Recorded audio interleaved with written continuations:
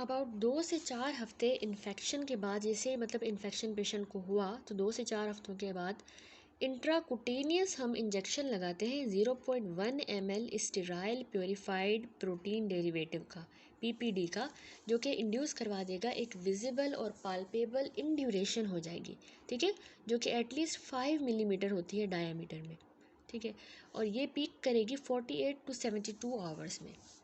कभी कभार मोर पीपीडी चाहिए होती है, रिक्वायर्ड होती है, ताकि एलिसाइट किया जाए रिएक्शन, और इसीलिए अनफॉर्चुनेटली कुछ जो रिस्पॉन्डर्स होते हैं ना, उनमें जो स्टैंडर्ड डोज है जो दिया जाता है इस पीपीडी का, वो लार्ज नेक्रोटाइजिंग लेजन बना देगा, ठीक है। ज़्यादा पीपीडी देने की वजह से जो है वो बहुत बड़ी भी लेजन हो सकती है, नेक्रोटाइजिंग।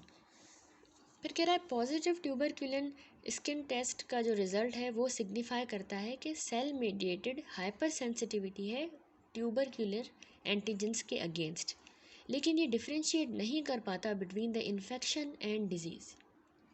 वेल रिकग्नाइज्ड लिमिटेशन है इस टेस्ट की कि फॉल्स नेगेटिव रिएक्शंस या स्किन टेस्ट एनर्जी जो है ना वो भी प्रोड्यूस हो सकती हैं किसी वायरल इन्फेक्शन की वजह से, sarcoidosis, malnutrition, Hodgkin lymphoma, immunosuppression and notably overwhelming active tuberculous disease की वजह से हमें फॉल्स नेगेटिव रिजल्ट्स मिल सकते हैं, ये उनमें भी स्किन टेस्ट एनर्जी मिलती है हमें, ठीक है।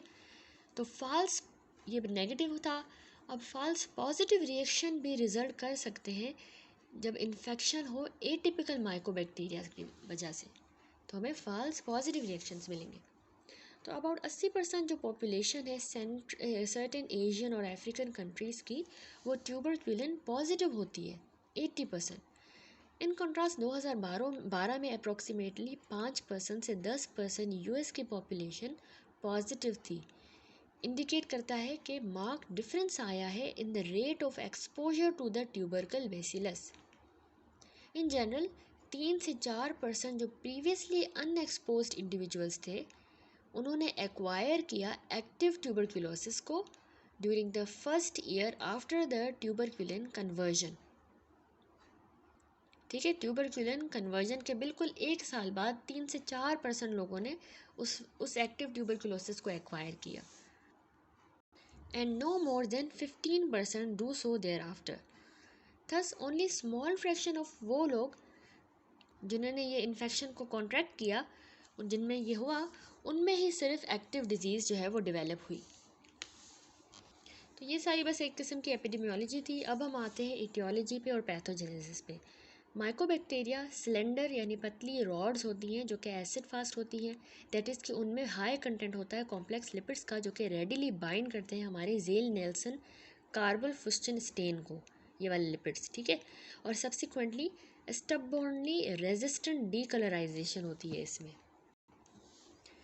माइकोबैक्टीरियम ट्यूबरकुलोसिस होमिनिस जो है वो रिस्पॉन्सिबल होता है मोस्ट केसेस ऑफ ट्यूबरकुलोसिस के। Reservoir of infection typically is found in the individuals with active pulmonary disease, जिनमें एक्टिव पल्मोनरी डिजीज़ होगी तो उनमें हमें रेजर्वोयर ऑफ इन्फेक्शन मिलेगा। ट्रांसमिशन इसकी डायरेक्ट होती है, इनहेलेशन एयरबोर्न ऑर्गेनिज्म एरोसोल्स के थ्रू जो जनरेट होते हैं जब हम एक्सपेक्टोरेट करते हैं, यानी बलगम जब आता है, या फिर जब एक्सपोजर हो किसी कंटेमिनेटेड सिक्रीशन के साथ किसी भी इन्फेक्टेड इंडिविजुअल्स की।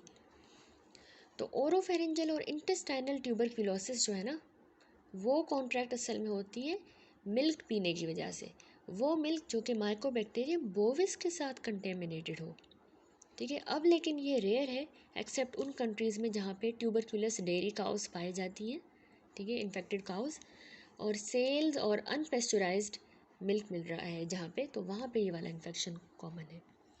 बाकी माइकोबैक्टीरिया पार्टिकुलरली जैसे कि माइकोबैक्टीरियम एवियम कॉम्प्लेक्स हो गया, मैक, ये लेस वायरुलेंट होता है देन द माइकोबैक्टीरियम ट्यूबरकुलोसिस की निस्बत, और ये रेयरली कोई डिजीज़ करवाएगा इम्यूनो कॉम्पिटेंट इंडिविजुअल्स में। हावेवर ये जो है ना 10 to 30% ऑफ द पेशेंट जो एड्स के होते हैं उनमें डिजीज़ कॉज करवा सकता है। अब पैथोजेनेसिस किस तरह है?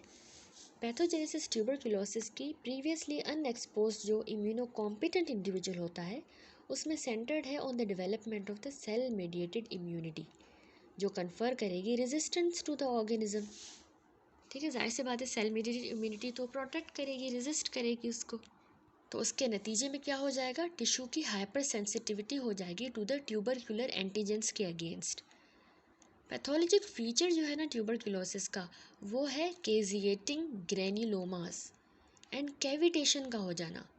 ठीक है, ये क्यों हुई है, as a result of tissue क्योंकि डिस्ट्रॉय हुआ है, tissue destructive tissue hypersensitivity हुई है, जो कि पार्ट है और पार्सल है होस्ट के इम्यून रिस्पॉन्स का। ठीक है, हमारा होस्ट जो होस्ट हैं उसका ये इम्यून रिस्पॉन्स है कि वो डिस्ट्रक्टिव टिश्यू हाइपर सेंसिटिविटी करवाता है, उसके नतीजे में कैजिएटिंग ग्रेन्युलोमा बनते हैं और कैविटेशन हो जाती है। क्योंकि इफेक्टेड सेल्स जो हैं दोनों प्रोटेक्टिव इम्यूनिटी के लिए और डैमेजिंग हाइपर सेंसिटिविटी के लिए, दोनों के लिए हमारे इफेक्टर सेल्स सेम होते हैं। तो इसीलिए अपीयरेंस टिश्यू हाइपर सेंसिटिविटी की ऑल्सो सिग्नल करेगी acquisition of immunity to the organism. अब सीक्वेंस ऑफ इवेंट्स जो हैं, इन्हेलेशन जब होती है किसी इन्फेक्शस इनोकुलम की, वहाँ से लेके जब कंटेनमेंट जब हो जाए प्राइमरी फोकस की, तो ये सारे इवेंट्स जो हैं 13.33 इस फिगर में इल्यूस्ट्रेटेड है और हम आगे आउटलाइन भी करेंगे। यहाँ पे देखें सबसे पहले फिगर में, तो ये सीक्वेंस ऑफ इवेंट्स है natural history of primary pulmonary tuberculosis की। ये सीक्वेंस जो है वो कमेंस कर रहे हैं जब इन्हेलेशन हो रही है वायरुलेंट स्ट्रेन्स की माइकोबैक्टीरियम के, और कल्मिनेट कर रहा है in the development of immunity और डिलेड हाइपर सेंसिटिविटी हो रही है ऑर्गेनिज्म के अगेंस्ट। ठीक है, तो ए वाला फिगर देखिए, इसमें जो है इवेंट्स दिखाए गए हैं पहले 3 हफ्तों में जो होते हैं, जैसे ही एक्सपोजर हुआ उसके पहले 3 हफ्तों में ये होगा। और ये बी फिगर जो है इसमें इवेंट्स उसके बाद के दिखाए गए हैं। डेवलपमेंट हो रही है यहाँ पे रेजिस्टेंस की टू द ऑर्गेनिज्म। तो जो रेजिस्टेंस होती है ना ऑर्गेनिज्म के अगेंस्ट, वो अकम्पनी होती है by the conversion to a positive result on the tuberculin skin test. यानी अब अगर हमें उस ऑर्गेनिज्म के अगेंस्ट रेजिस्टेंस हो गई है तो हमारा ट्यूबरक्युलिन टेस्ट जो है वो पॉजिटिव आएगा। इसके अलावा यहाँ पे सेल्स और बैक्टीरिया जो है वो ड्रॉन नहीं है टू स्केल, इसकी हम डिटेल पढ़ेंगे तो ये हमें अच्छे से समझ आएगा। सबसे पहला जो है क्या होता है, एंट्री होती है मैक्रोफेजेस के अंदर। तो सबसे पहले ये वाला फिगर देखें तो क्या होगा कि सबसे पहले एंट्री होगी माइक्रोफेजेस के अंदर। इसमें क्या होगा कि वायरुलेंट स्ट्रेन जो है ना माइकोबैक्टीरिया का, वो एंट्री ले लेगा हमारे मैक्रोफेज के अंदर एंडोजोम बन के।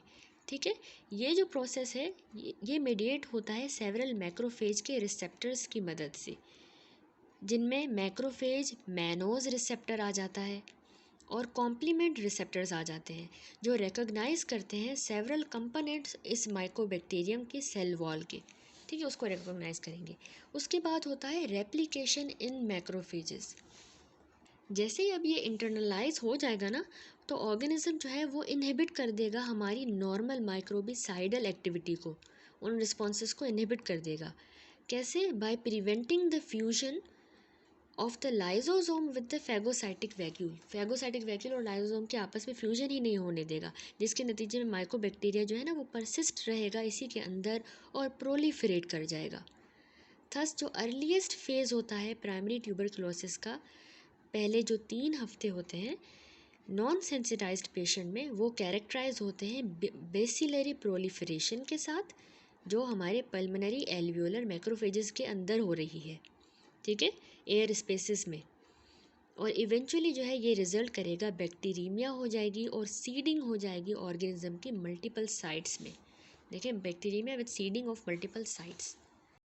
डिस्पाइट बैक्टीरीमिया भी हुई है, तो मोस्ट जो इंडिविजुअल्स होते हैं ना इस स्टेज पे, वो एसिम्टोमेटिक होते हैं और उनको बस माइल्ड फ्लू लाइक इलनेस होती है। ठीक है, बेशक बैक्टीरीमिया भी हुई है लेकिन कुछ को ऐसा होता है।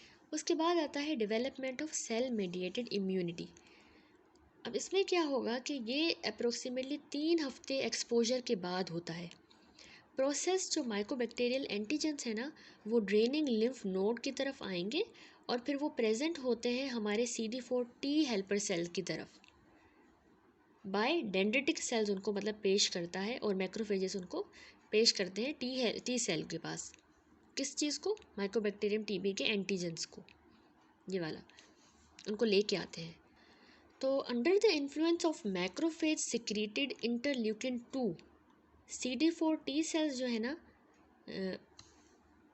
उनमें से टी हेल्पर 1 सेल्स के सबसेट जनरेट होंगे जो कि कैपेबल हैं इंटरफेरॉन गामा सिक्रीशन के। ठीक है, ये इंटरफेरॉन गामा सिक्रीट करेंगे। उसके बाद वाला स्टेप है टी सेल मीडिएटेड मैक्रोफेज की एक्टिवेशन हो जाना और किलिंग हो बैक्टीरिया की। इसमें क्या होगा कि जो इंटरफेरॉन गामा बना है ना, जो रिलीज़ हुआ है हमारे CD4 टी सेल्स से of the T helper 1 cells, तो ये इंटरफेरॉन गामा क्रूशल होता है इन एक्टिवेटिंग द मैक्रोफेज, इनको एक्टिवेट करेगा। अब एक्टिवेटेड जो मैक्रोफेजेस हैं वो इन टर्न क्या करेंगे, वो रिलीज़ करेंगे वैरायटी ऑफ मेडिएटर्स और अप रेगुलेट कर देंगे expression of genes with important downstream effects. कौन से डाउन स्ट्रीम इफ़ेक्ट्स हैं?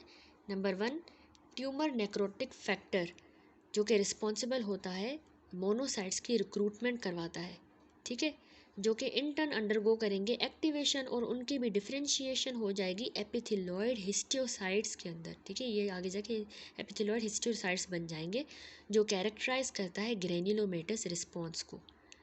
नंबर 2, वो मेडिएटर्स क्या करेंगे जो मैक्रोफेजेस से निकल रहे हैं, वो number 2 inducible nitric oxide synthase बनाएंगे। इंड्यूसिबल नाइट्रिक ऑक्साइड सिंथेस बनेगा। ठीक है, ये नाइट्रिक ऑक्साइड के जो है, इससे क्या होगा कि नाइट्रिक ऑक्साइड का लेवल बढ़ जाएगा। अब ये हेल्प करता है in creating reactive nitrogen intermediates, जो कि पार्टिकुलरली इम्पॉर्टेंट होते हैं माइकोबैक्टीरिया को मारने के लिए। नंबर 3, एंटी माइक्रोबियल पेप्टाइड्स, यानी जो डिफेंसेस होते हैं ना, ये भी बहुत टॉक्सिक होते हैं माइकोबैक्टीरियल ऑर्गेनिज्म के लिए, तो वो भी हमें मिलेंगी डिफेंसेस। उसके बाद स्टेप होता है ग्रेन्युलोमेटस इन्फ्लामेशन का और टिश्यू डैमेज का। देखिए, in addition to the stimulating macrophages to kill the mycobacteria, T helper 1 response जो है वो ऑर्केस्ट्रेट करेगा फॉर्मेशन ग्रेन्युलोमास की और केशियस नेक्रोसिस कॉज करवा देगा। ठीक है, टी हेल्पर 1 सेल। फिर कह रहा है कि मैक्रोफेजेस जो है ना, वो एक्टिवेट होते हैं हमारे इंटरफेरॉन गामा की मदद से, डिफ्रेंशिएट कर जाएंगे एपिथेलॉइड हिस्टियोसाइट्स के अंदर। अब ये एपिथेलॉइड हिस्टियोसाइट्स एग्रीगेट करेंगे और ग्रेन्युलोमास बना देंगे। ठीक है, तो कुछ एपिथेलॉइड सेल्स जो है ना, वो फ्यूज़ होके जायंट सेल्स बना देंगे। बहुत से लोगों में टिश्यू डिस्ट्रक्शन, बहुत से लोगों में ये जो रिस्पॉन्स है ना, ये हाल्ट कर देता है इन्फेक्शन को बिफोर के सिग्निफिकेंट टिश्यू डिस्ट्रक्शन हो। ठीक है, वहीं पे इन्फेक्शन को रोक देगा कि, और या मतलब टिश्यू डिस्ट्रक्शन होने से पहले उसको रोक देगा या इलनेस होने से पहले। बाकी लोगों में जो है जिनमें इम्यून डेफिसिट्स होते हैं, क्योंकि या तो उनकी उम्र बहुत ज़्यादा है या वो इम्यूनो सप्रेशन पे होते हैं, तो उनका जो इन्फेक्शन है वो और ज़्यादा प्रोग्रेस करेगा और ऑन गोइंग इम्यून रिस्पॉन्स जो है ना, वो केजिएशन नेक्रोसिस करवाता जाएगा। ठीक है, तो ये नुकसानदायक है। एक्टिवेटेड जो मैक्रोफेजेस है ना, वो also tumour necrotic factor secrete कर रहे हैं और कीमोकाइंस बना रहे हैं, जो क्या करते हैं, प्रोमोट करते हैं रिक्रूटमेंट और ज़्यादा मोनोसाइट्स की। तो इम्पोर्टेंस इस ट्यूमर नेक्रोटिक फैक्टर की अंडरस्टूड हुई है बाय द फैक्ट कि वो पेशेंट जिनमें र्यूमाटॉइड आर्थराइटिस होती है, जिनको हम ट्यूमर नेक्रोटिक फैक्टर के एंटागोनिस्ट दे रहे होते हैं, तो उन लोगों में ट्यूबरक्लोसिस रीएक्टिवेशन का रिस्क बहुत ज़्यादा होता है, क्योंकि हमने इसको ही ब्लॉक कर दिया है। तो ग्रेन्युलोमास भी नहीं बनेंगे, वो ब्लॉक नहीं होगा, माइकोबैक्टीरियम टीबी डैमेज नहीं होगा, डिस्ट्रॉय नहीं होगा, मरेगा नहीं, किलिंग नहीं होगी, तो टीबी का इन्फेक्शन बढ़ेगा और रीएक्टिवेशन हो जाएगी टीबी की। ठीक है, इन समरी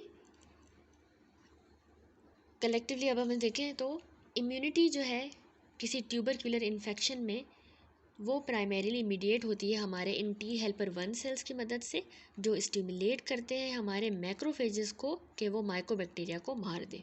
ठीक है, अब ये इम्यून रिस्पॉन्स जो है ना, वाइल बहुत लार्जली इफ़ेक्टिव है, ये कॉस्ट ऑफ हाइपर सेंसिटिविटी पे आ जाता है और अकम्पनिंग जो टिश्यू डिस्ट्रक्शन हो रही है ना, वो एक मसला बनता है।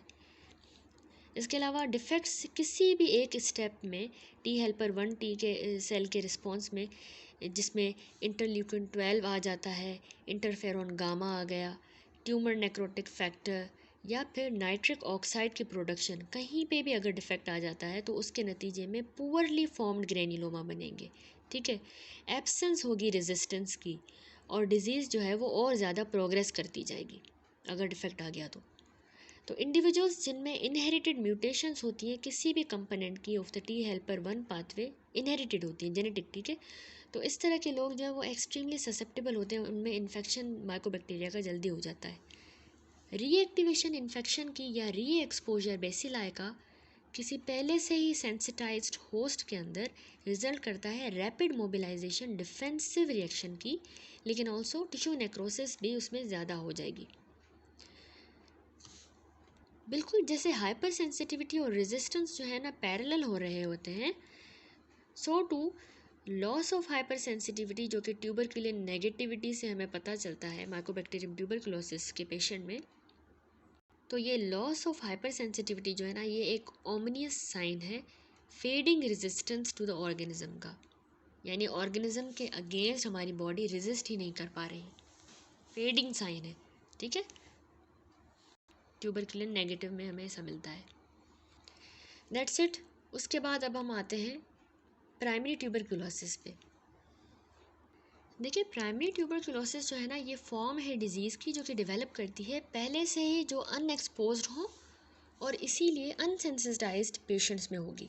ठीक है, अबाउट 5% वो जो नए इन्फेक्ट होते हैं ना वो एक्वायर करते हैं सिग्निफिकेंट डिजीज़ को। बहुत large majority of the otherwise healthy individuals में सिर्फ जो ओनली कॉन्सिक्वेंस है ना प्राइमरी ट्यूबरकुलोसिस का वो ये है कि उनमें फोकाई ऑफ स्कारिंग हो जाती है, जो कि हम पहले से ही बात कर चुके हैं। हाउएवर ये जो फोकाई हैं ना स्कारिंग के, ये हार्बर करते हैं वायेबल बेसिलाई को और इसीलिए ये निडस की तरह सर्व कर रहे होते हैं डिजीज़ की रीएक्टिवेशन के लिए, जो कि ज़िंदगी में आगे जाके कभी भी हो सकती है जब भी होस्ट की इम्यूनिटी जो है उसका डिफेंस कम होगा या ख़त्म होगा, तो दोबारा इसको ये इन्फेक्शन हो सकता है। अनकॉमनली अब नए इन्फेक्शन जो है ना वो लीड करते हैं टू प्रोग्रेसिव प्राइमरी ट्यूबरकुलोसिस। अब ये कॉम्प्लिकेशन जो है वो उन पेशेंट्स में होती है जो कि ओवर्टली इम्यूनो कॉम्प्रोमाइज्ड हों या जिनमें बहुत ज़्यादा सटल डिफेक्ट्स हों होस्ट डिफेंस के, जैसा कि मेल नरिश लोगों में ये होता है। ठीक है, कैरेक्टरिस्टिक है। सर्टेन रेशियल ग्रुप्स हैं जैसे कि इनुइट लोग जो हैं वो ज़्यादा प्रोन होते हैं to the development of progressive primary tuberculosis. अब इंसिडेंस प्रोग्रेसिव प्राइमरी ट्यूबरकुलोसिस का पार्टिकुलरली HIV जो पॉजिटिव पेशेंट होते हैं ना उनमें बहुत ज़्यादा हाई है, जिनकी इम्यूनो सप्रेशन बहुत ही ज़्यादा होती है, सिग्निफिकेंट होती है। दैट इज़ कि उनका CD4 T सेल का काउंट 200 सेल पर माइक्रोलीटर से भी कम होते हैं। अब इम्यूनो सप्रेशन जो है वो रिजल्ट करेगी कि CD4 T cell mediated immune response जो है ना वो माउंट ही नहीं होगा, तो इसके नतीजे में प्राइमरी फोकसेस जो हैं जहाँ पे होंगे वहाँ पे T सेल मेडिएटेड रिस्पॉन्स ही नहीं होगा, क्योंकि हाइपर सेंसिटिविटी और रेजिस्टेंस जो है ना वो ऑफन कंकॉमिटेंट फैक्टर्स हैं। Lack of tissue hypersensitivity reaction यहाँ हो ही नहीं रही, तो उसके नतीजे में कैरेक्टरिस्टिक केजिएटिंग ग्रेन्युलोमास भी नहीं बनेंगे, एब्सेंट होंगे और नॉन रिएक्टिव टीबी होगी, इसको हम कहेंगे नॉन रिएक्टिव टीबी। अब जैसे अब ये फिगर देखें तो इस फिगर में शोन है मॉर्फोलॉजिक स्पेक्ट्रम ट्यूबरकुलोसिस का। ठीक है, ये सबसे पहला ए फिगर है, इनमें कैरेक्टरिस्टिक ट्यूबरकल दिखाया गया है लो मैग्नीफिकेशन पे। ठीक है, सबसे पहले जो है ये वाला ए फिगर देखें तो इसमें जो है हायर पावर पे दिखाया गया है। ठीक है, वही जो ट्यूबरकल है हाई पावर पे दिखाया गया है। ये बी फिगर है, यहाँ पे जो है सेंट्रल ग्रेन्युलर केजिएशन दिखाई गई है जो कि सराउंड हुई हुई है एपिथेलॉइड और मल्टी न्यूक्लियर जायंट सेल्स के साथ। अब ये यूजुअल रिस्पॉन्स होता है इंडिविजुअल्स में जो डेवलप करते हैं cell mediated immunity to the organism. ठीक है, यूजुअली ये नॉर्मल ही होता है। ये सी फिगर है, इसमें देखें ओकेजनली जो है ना क्या होता है, जो इम्यूनो कॉम्पिटेंट लोग होते हैं अच्छे भले, तो उनमें जो है ट्यूबरक्यूलर ग्रेन्युलोमास जो है उनमें हमें सेंट्रल केजिएशन नहीं मिलेगी और hence irrespective of the presence या absence of the caseous necrosis जो यूजुअल यूज़ है स्पेशल स्टेन्स का एसिड फास्ट ऑर्गेनिज्म के लिए वो इंडिकेटेड है जब भी ग्रेन्युलोमास प्रेजेंट होंगे। ठीक है, यानी जब हमें ग्रेन्युलोमास मिलेंगे तो हमने वही स्टेनिंग करनी है, भले फिर केजिएशन मिले ना मिले। उसके बाद ये डी फिगर है, इसमें जो है ना स्पेसिमेन दिखाया गया है एक इम्यूनो सप्रेस्ड पेशेंट में से। वो इम्यूनो कॉम्पिटेंट था जिसमें हमें केजिएशन वगैरह नहीं मिली और हमने बस स्टेनिंग करनी है। ये इम्यूनो सप्रेस्ड पेशेंट है। अब यहाँ पे जो है ना शीट्स ऑफ मैक्रोफेजेस दिखाई गई हैं जो कि पैक हुई हुई है माइकोबैक्टीरिया के साथ। ठीक है, ये एसिड फास्ट स्टेन है। अब हम आ जाते हैं मॉर्फोलॉजी पे। तो बहुत सी कंट्रीज़ जिनमें बोवीन ट्यूबरक्लोसिस जो है और इन्फेक्टेड मिल्क जो है वो लार्जली डिसअपियर हो गया है, तो उन कंट्रीज़ में प्राइमरी ट्यूबरक्लोसिस ऑलमोस्ट ऑलवेज जो है वो लंग्स में शुरू होती है। ठीक है, क्योंकि गट वाली तो नहीं होगी, इंटेस्टाइन वाली, क्योंकि मिल्क भी इन्फेक्टेड नहीं रहा और बोविन ट्यूबरक्लोसिस ख़त्म हो गई है, तो फिर अब बस लंग वाली ही टीबी ऐसे लोगों में होती है। इनहेल जो बेसिलाई है वो यूजुअली इम्प्लांट करता है हमारे डिस्टल एयर स्पेसेस के अंदर, जो लोअर पार्ट होता है हमारे अपर लोब का। ठीक है, जैसे अगर ये लंग है और ये इसका अपर लोब है, तो अपर लोब के लोअर पार्ट में होगा, या फिर ये अब लोअर लोब है तो इसके अपर पार्ट में। यहाँ पे ये जो है ना इनहेल्ड बेसिलाई जाके इम्प्लांट कर जाते हैं। अब ये टिपिकली प्लूरा के बिल्कुल क्लोज होते हैं। ठीक है, अब during the development of the sensitisation 1 centimetre से 1.5 centimetre area grey white inflammatory consolidation का इमर्ज करता है जब सेंसिटाइजेशन हो रही होती है, तो इसको हम कहते हैं गोन फोकस। ठीक है, गोन फोकस आपको पता चला क्या होता है। जब सेंसिटाइजेशन होती है तो 1 to 1.5 सेंटीमीटर का एक ग्रे वाइट इन्फ्लामेटरी कंसोलिडेशन का एक एरिया बनता है, उसको गोन फोकस कहते हैं। अब मेजॉरिटी ऑफ केसेस में जो सेंटर होता है ना इस फोकस का, उसमें हमें केजिएटिंग नेक्रोसिस मिलती है। ट्यूबरकिल बेसिलाई या तो फ्री या फिर वो फेगोसाइट्स के अंदर होगा और वो ट्रैवल करेगा हमारी लिम्फेटिक वेसल्स के थ्रू रीजनल लिम्फ नोड्स के अंदर, और वहाँ पे जाके वो वहाँ पे भी केजिएशन कॉज करवाएगा। अब इस कॉम्बिनेशन को यानी पैरेन्काइमल यानी जो लंग के अंदर था, और दूसरा ये जो नोड्स में चला गया लिम्फ नोड्स में नोडल, इन पैरेन्काइमल और नोडल लेजन्स को साथ में हम कहते हैं गोन कॉम्प्लेक्स। अब देखिए फिगर 13.34 में यहाँ पे ये प्राइमरी पल्मोनरी ट्यूबरक्लोसिस दिखाई गई है। ये जो है गोन कॉम्प्लेक्स दिखाया गया है, सॉरी ओवरऑल इसमें गोन कॉम्प्लेक्स दिखा है। ये जो एरो है ना ये दिखा रहा है ग्रे वाइट पैरेन्काइमल फोकस, जो कि प्लूरा के बिल्कुल अंडर है, lower part of the upper lobe में, अपर लोब का ये लोअर पार्ट है। इसके अलावा हाइलर लिम्फ नोड्स जो हैं ये वाले, इनमें हमें केजिएशन भी नज़र आ रही है लेफ़्ट की तरफ। ठीक है, उसके बाद कह रहा है लिम्फेटिक और हेमेटोजिनस डाइसेमिनेशन बाकी बॉडी के पार्ट्स में जो है ना वो शुरू वाले कुछ हफ्तों में हो जाती है ब्लड और लिम्फेटिक के थ्रू। अब डेवलपमेंट सेल मेडिएटेड इम्यूनिटी की जो है वो कंट्रोल करती है इन्फेक्शन को अप्रॉक्सीमेटली 95% ऑफ द केसेस में। इसीलिए गॉन कॉम्प्लेक्स जो है उसमें प्रोग्रेसिव फाइब्रोसिस हो रही होती है, क्योंकि हमारी इम्यूनिटी भी तो उसको कंट्रोल कर रही है, और कैल्सिफिकेशन होती है जो कि ऑफन फॉलो करती है, यानी पहले जो है वो प्रोग्रेसिव फाइब्रोसिस हो रही होगी और उसके बाद कैल्सिफिकेशन फॉलो करेगी। अब ये जो चीज़ है ना ये डिटेक्टेबल होती है एज अ रैंकी कॉम्प्लेक्स। रैंकी कॉम्प्लेक्स हमें मिलेगा रेडियोग्राफ पे। ठीक है, ये प्रोग्रेसिव फाइब्रोसिस और कैल्सिफिकेशन, इनको हम रैंकी कॉम्प्लेक्स कहते हैं। Despite the seeding of the other organs, कोई भी लेशन जो है ना वो नहीं बनेगी, बस जो है वो सीडिंग होगी बाकी ऑर्गन्स में और कोई लेशन नहीं बनेगी। हिस्टोलॉजिकली जब हम देखेंगे तो इन्फेक्शन की जो साइट्स हैं वहाँ पे हमें कैरेक्टरिस्टिक इन्फ्लामेटरी रिएक्शन मिलेगा, और उसमें वो मार्क्ड होगा, उसमें बहुत ज़्यादा प्रेजेंस होगी कैजिएटिंग एंड नॉन कैजिएटिंग दोनों तरह के ग्रेन्युलोमास, जो कंसिस्ट कर रहे होंगे एपिथेलॉइड हिस्टियोसाइट्स का and multinucleate giant cells के वो ग्रेन्युलोमास बने हुए होंगे। ठीक है, कैजिएटिंग भी हो सकते हैं, नॉन कैजिएटिंग भी। अब जैसा कि हमने इस ए फिगर में देखा था, बी में और सी में। ठीक है, एपिथेलॉइड हिस्टियोसाइट्स और मल्टी न्यूक्लिएट जायंट सेल वगैरह में विजिबल है। प्राइमरी के बाद दूसरा टॉपिक है सेकेंडरी ट्यूबरक्लोसिस, इसको हम कहते हैं रीएक्टिवेशन ट्यूबरक्लोसिस। देखिए सेकेंडरी ट्यूबरक्लोसिस जो है ना ये पैटर्न होता है डिजीज़ का जो कि अराइज करता है किसी प्रीवियसली सेंसिटाइज्ड होस्ट में। प्राइमरी वाला तो बिल्कुल नए लोगों में हो रहा था ना, ये प्रीवियसली सेंसिटाइज्ड में होगा।